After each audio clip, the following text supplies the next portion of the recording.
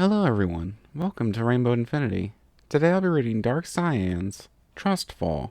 If you like the reading, be sure to like, comment, and subscribe. Please enjoy. Chapter 1.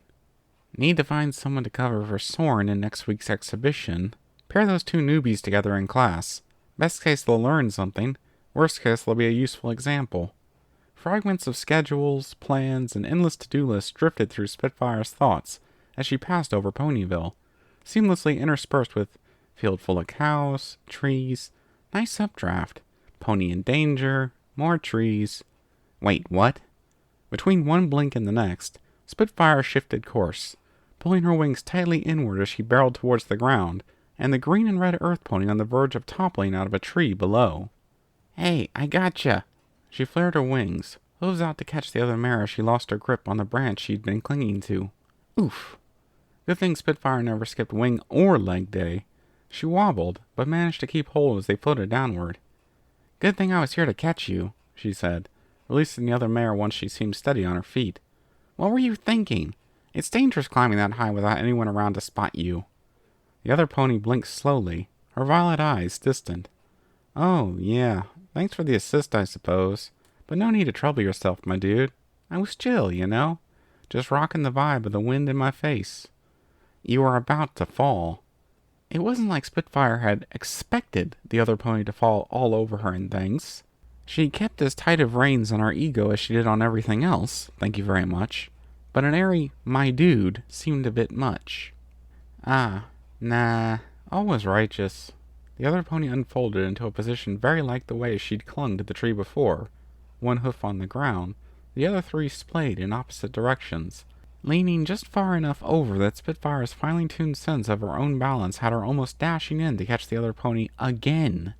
The only thing that stopped her was knowing that a fall here would merely mean a bit of dust and embarrassment. Except, she wasn't falling. She turned her head and smiled dreamily in Spitfire's direction. Felt like mixing up my morning routine with some new environs, you dig? Occasional change is good for the chakras. It's mid-afternoon, and you did fall. She had, right? Maybe it had been Spitfire's mistake at first, thinking her position more precarious than it had apparently been, but she remembered the flailing. Ah, that, yeah. The other pony tossed her head, red locks flowing over her shoulder, and her smile deepened.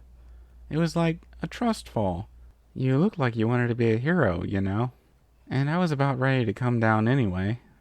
She patted Spitfire on the shoulder. Anyway, the name's Tree Hugger. Righteous to meet you. Then turned back to the tree and started climbing again. What are you doing? I glanced over her shoulder. My kerchief came off. Can't leave it behind. It'll mess with my vibe, you dig? Spitfire followed Tree Hugger's gaze to the splash of bright color, almost the same yellow as her own coat. Looked at the other mare. Sighed. Wait here. Retrieving the kerchief was child's play, and Spitfire threw in an extra tight loop just before she landed, precisely in her hoofprints from before. Here. Groovy. Treehugger took the kerchief back and tied it in her mane. She didn't seem to be trying to keep her mane out of her face or anything so normal as that. Just, now she had a kerchief on her head too. It looked nice. What was she thinking? Clearly it was time to get out of here before things got even weirder. Alright, I should be going. Now don't go climbing trees again. I don't want to see you ending up in a full-body winged hoof cast drinking through a straw. Treehugger blinked placidly again. A wing cast would be wild. I wonder if I can manifest, like, spirit wings to fill them. Spitfire opened her mouth, closed it, considered explaining, turned to leave instead. Wait. Spitfire looked back over her shoulder, surprised at the almost normal tone. Treehugger closed the distance, smiling again. Don't I, get to know the name of my savior? You said you didn't need my help. She held out a hoof. Spitfire. No recognition. Huh. Captain of the Wonderbolts? Spitfire, that's a rad name. Nice grooving with you, Spitfire. She leaned in and planted a quick kiss on Spitfire's cheek, then winked. A reward for saving me. She trotted away. Spitfire watched her go, still blinking, and used all her fine-tuned discipline to not touch a hoof to her cheek. What?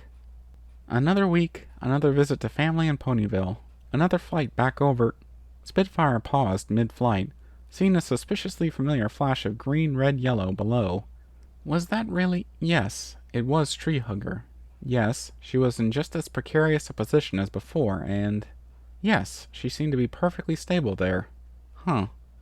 She considered flying onward, shoving all that confusing everything back into the box in the corner of the back of her mind where it belonged. The kiss shoved in a box in the corner of that box. She had work to do, thank you, when Tree Hugger looked up. Spitfire would have sworn she was too high up for the other mare to meet her eyes, yet she had the oddest feeling Tree Hugger did anyway, a moment before she started to fall. Oh, for Celestia's... Spitfire dove.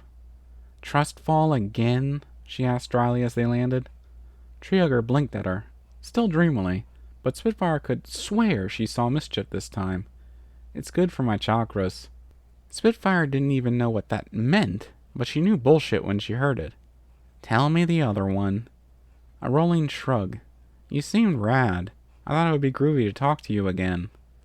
Spitfire didn't feel rad, just confused. Just ask me out for hay burgers or something next time.